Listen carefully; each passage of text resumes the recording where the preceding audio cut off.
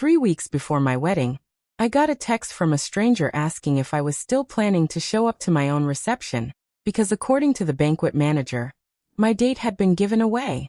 I stared at that message on a Tuesday afternoon in my design studio, surrounded by fabric swatches for someone else's dream house, and felt the floor tilt sideways under me. My name is Maren Whitfield. I am 34 years old. I have spent the last 9 years building a reputation as an interior designer who specializes in hospitality spaces, hotels, resorts, private clubs, the kind of rooms people remember for the rest of their lives.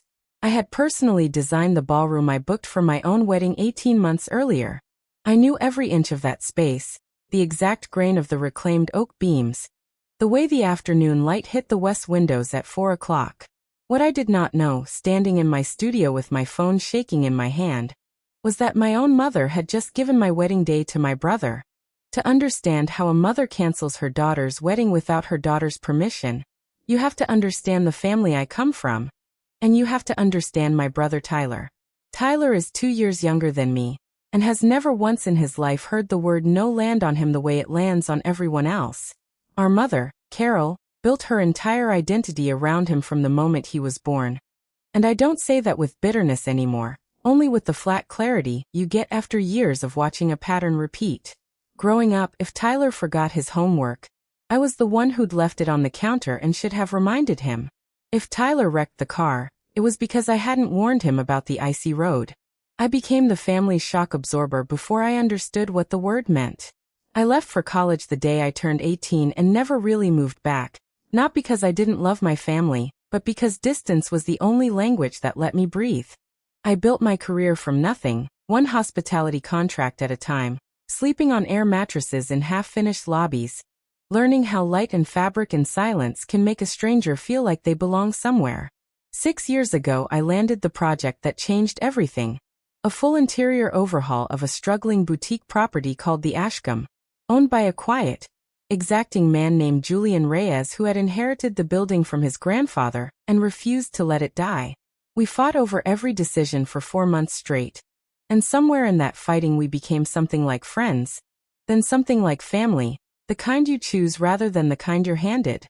When I got engaged last year to a man named Ben who runs a small architecture firm 2 blocks from my studio, there was only one place in this city I wanted to say my vows. And Julian didn't even let me finish the sentence before he blocked off his best ballroom, the one I myself had redesigned, and told me the date was mine, full stop, family rate, no negotiation. I paid him anyway. I insisted. That detail matters, so hold on to it, because it's the detail my mother never bothered to learn. For 18 months, that ballroom was the one certain thing in an otherwise complicated family landscape. My mother had opinions, of course she did, about my dress, my guest list, whether Ben's family would sit too close to hers, but she never once said a word against the venue, and I assumed foolishly that silence meant peace.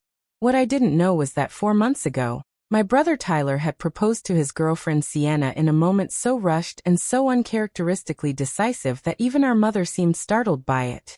And what I really didn't know was that the moment the engagement was announced, my mother decided that Sienna's family, wealthy, image-conscious, the kind of people who measure love in venue photographs, needed to be shown that our family could match their taste. She needed a room. A beautiful room, already decorated, already booked, already paid for. She needed my room. And she was 3 weeks away from taking it. I want to slow down here, because the way this unraveled matters just as much as what happened. My mother did not call me and ask. She did not send a text saying she had an idea. What she did was call the events coordinator at the Ashcombe directly, a relatively new hire named Priya who had started only 2 months earlier and had never met me in person, only handled correspondence through email under my business name, Whitfield Interiors, which is not the same as my personal name, Maren Whitfield the bride. My mother, when she called, introduced herself as the mother of the client and said there had been a change in the family's plans, that the daughter's wedding had been postponed indefinitely due to what she vaguely called circumstances, and that the family now needed the same date and the same ballroom release for an engagement celebration instead. Priya, new, eager, unaware that Whitfield Interiors and the Whitfield wedding were the same person, apologized for the confusion, and began the cancellation paperwork that same afternoon. I only found out because of a coincidence so small it terrifies me to think about how close I came to missing it entirely. A woman named Delaney, a mutual friend of both Sienna's family and mine, had been added to a wedding logistics group chat months earlier and never removed. When Tyler and Sienna started planning their engagement party and mentioned the venue, Delaney, confused, texted me directly, the message I read standing in my studio, asking if my date had changed, because she'd heard from Sienna's mother that the Ashcombe Ballroom was suddenly available for the engagement party on the exact weekend of my wedding. I read that text 4 times before the words rearranged themselves into something I could understand. Then I called the hotel myself. Priya answered, cheerful, apologetic in the wrong direction, confirming everything in a tone that suggested she believed she'd done me a favor by processing the change quickly. She told me my mother had explained the postponement, that she hoped the new date could be sorted out soon, and that she'd already sent the confirmation for the engagement party booking under the name Carol Whitfield. I sat down on the floor of my own studio, phone pressed so hard against my ear it left a mark, and asked her one question. I asked her if she knew who owned the Ashcombe. She said no. She'd only started working under the general manager, and had never met the owner directly. I told her I needed to speak with Julian Reyes immediately, and something in my voice must have carried the full weight of what was happening, because she went quiet and said she'd get him on the phone within the hour. That hour was the longest of my engagement.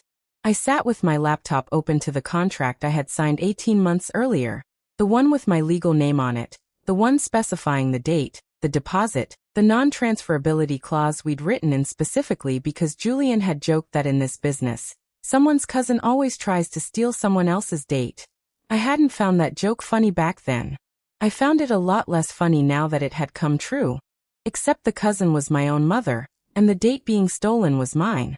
When Julian called, his voice had the particular stillness of a man doing math he didn't like the answer to.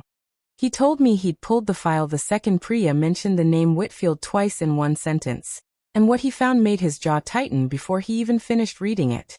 My mother had not only cancelled my reservation, she had done it while implying, according to the notes in the system, that the bride herself no longer wished to hold the wedding at all, using language that suggested a called-off engagement rather than a change of venue. She had, in effect, told a member of Julian's staff that my marriage wasn't happening, in order to hand the room to my brother's party instead. Julian read me the notes word for word, and I remember gripping the edge of my desk because some part of me understood, even before the anger fully landed, that this wasn't really about a ballroom. This was about which child's love story my mother considered worth protecting. I called my mother that night, and the conversation that followed is one I will replay for the rest of my life. Not because it was cruel exactly, though parts of it were, but because of how reasonable she sounded the entire time, as if she were explaining a minor scheduling adjustment rather than the erasure of my wedding.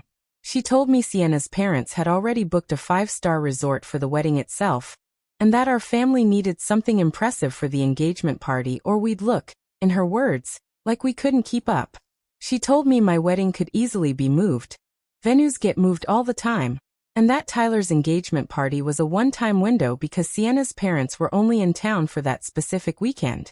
She told me, and this is the sentence that still sits in my chest like a stone, that I'd always been the practical one, the one who could handle disappointment, and Tyler had never learned how, so it made more sense for me to be the one who adjusted.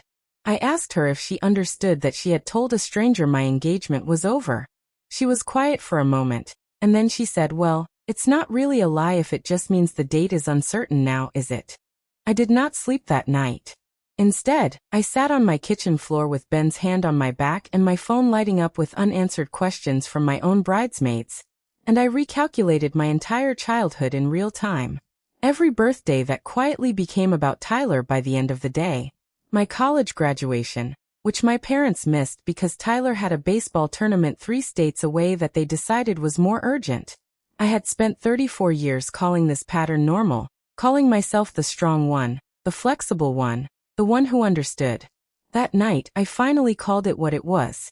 It was a hierarchy, and I had never once been at the top of it. The next morning, I made a decision that surprised even me. And it is the decision this entire story turns on. I did not scream at my mother. I did not post about it. I did not even immediately confront Tyler, who I later learned had no idea any of this had happened. A detail that complicates this story in ways I'll come back to. Instead, I called Julian back and asked him one simple question. I asked him what would happen, contractually, if I insisted on holding my mother to her own lie. Because if my mother had told his staff my wedding wasn't happening, and Tyler's engagement party had been booked into my slot, then legally, according to the contract with my name on it, the date still belonged to me. Julian was quiet for a moment, and then he said something I will never forget. He said, "Maren, you built this room.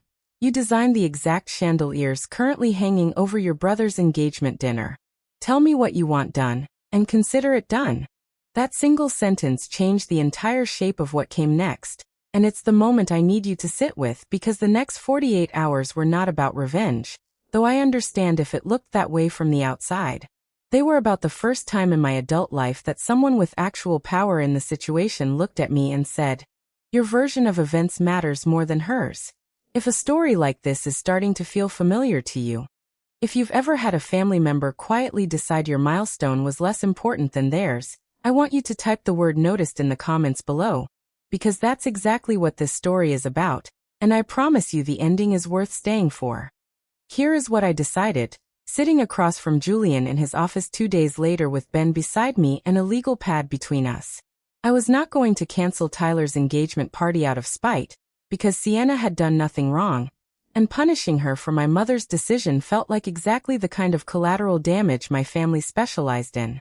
But I was also not going to quietly absorb another loss because keeping the peace was easier than making noise. So Julian and I built something else entirely, and what happened next is the part of this story people still bring up to me 8 months later. We looked at the calendar, and we found that the Ashcombe had a smaller, equally beautiful private terrace room available that same weekend. One I had also helped design, connected to the garden courtyard with string lighting I'd chosen myself. Julian offered to move Tyler's engagement party there instead, at no cost to my parents, framing it to the hotel staff simply as a scheduling correction rather than a confrontation. My wedding stayed exactly where it was, in the ballroom, on the date I had booked 18 months earlier, because it had never actually been mine to lose in the first place. The lie my mother told had no legal power. It only had the power my family was used to giving her. The part one have not told you yet, the part that turned this from a scheduling dispute into a full family reckoning, is what happened when my mother found out the switch had been made without her permission. 3 days before the engagement party, she thought she'd secured. She called me screaming, actually screaming, in a way I had genuinely never heard from her before, demanding to know how I could embarrass Tyler this way, how I could make Sienna's parents think our family was disorganized, how I could be so selfish during what should have been his moment. I let her finish. Then I said the sentence I had been building toward my entire adult life without knowing it.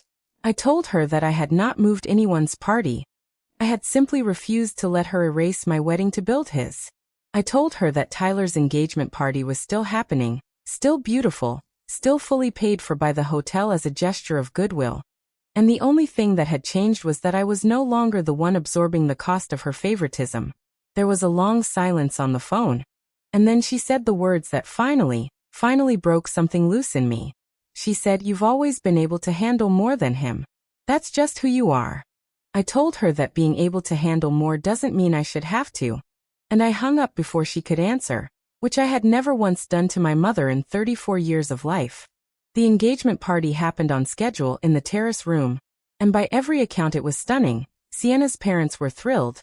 The string lights caught the evening exactly the way I designed them to, and Tyler, when he finally learned the full story 2 days later from Sienna herself, showed up at my apartment unannounced and sat on my couch in stunned silence for nearly 10 minutes before he could speak. My brother is not a villain in this story, and I want to be fair about that, because he genuinely had not known our mother lied to a hotel to steal my venue. When he understood what had actually happened, he did something our mother never did in that entire ordeal. He apologized, not for existing, not for being the favorite, but specifically for never once questioning why things always seemed to work out easier for him. He told me he'd started noticing it too, in small ways over the years, and had never had the language for it until he watched it happen to me in real time with actual paperwork attached. That conversation didn't fix 26 years of imbalance in one afternoon. But it was the first time a member of my family looked at the pattern honestly instead of managing around it. My wedding took place 4 weeks later, in the ballroom I had designed, under the beams I knew by heart, with Julian standing near the back the entire ceremony like a quiet guardian of the one promise in this whole mess that never wavered. My mother came. I want you to know that because this story isn't about total estrangement, it's about boundaries finally getting built where none had existed before. She came, she sat in the second row, she cried during the vows, and afterward she found me near the gift table and said, in a voice smaller than I'd ever heard from her, that she was sorry, not fully, not with the kind of accountability I might have wanted in a perfect version of this story, but sorry enough that I could hear, underneath it, the shape of a woman starting to understand what she'd almost cost me. I told her I forgave her for the venue. I told her I was still working on forgiving her for 34 years of the pattern the venue came from, and that the second one would take longer, and that was allowed. It has been 8 months since that wedding, and the biggest change is quiet, the kind you only notice in hindsight. My mother calls before she assumes anything about my life now. She asks instead of announces. It isn't perfect, old habits still surface at holidays, but the difference is that now when they do, I say something. Julian and I still work together, and there's a quiet inside joke between us. Whenever a client's family member calls the hotel trying to make a change without the actual client's knowledge, his staff has a name for it internally. They call it pulling a Whitfield. If you take one thing from this story, let it be this. Being the reliable one in your family is not the same as being the loved one. And sometimes the people who raised you will only learn the difference when you stop making it easy for them not to. It took a stranger's misdirected text message to finally show me that handling everything quietly isn't strength. It's just a debt nobody in your family plans on repaying unless you make them. If this story reminded you of a moment where you were the practical one, the one always expected to adjust, share it with someone who needs to hear it tonight. And drop a comment telling me what you would have done in that hotel office with Julian, because I read every single one. If you enjoy stories like this, subscribe to Calmtale Stories, because every week we uncover incredible true stories that most people never hear, the quiet ones, the ones that happen in family group chats and hotel booking systems instead of courtrooms, but change everything just the same.